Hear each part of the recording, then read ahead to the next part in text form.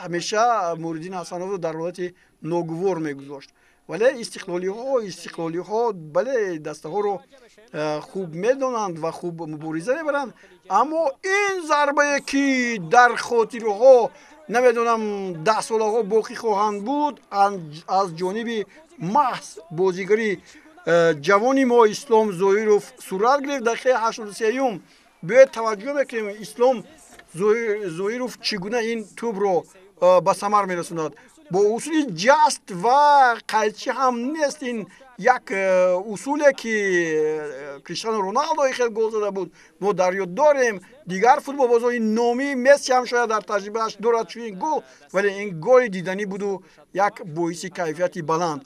فوتبال بازای دسته استقلال نتوانستند که دیگر به دروازه دسته حاصلات گل زنند.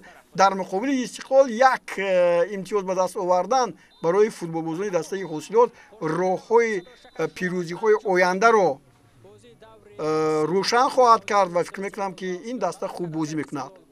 Ну, это не имеет значения, кто когда проигрывал, это уже история.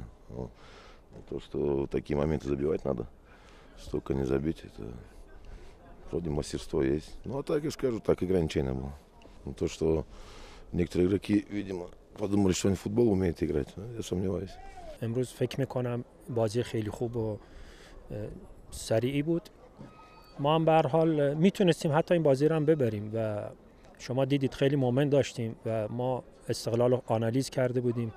یک مقدار دو بازی هفته اول چون باخت آورده بودیم تو شرایط خوبی نبودیم و هفته بعدتر داریم میشیم بهتر میشیم و امروز تونستیم یک مقدار اون فشار باخت در بیاریم و هم بازی رو به هر حال مساوی فکر میکنم عادلانه بود.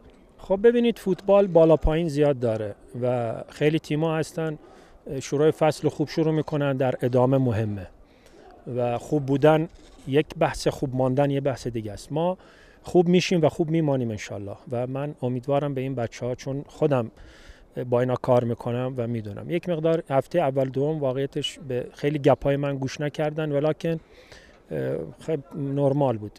امروز همه دستورات رو اجرا کردن و تیم بودیم واقعا.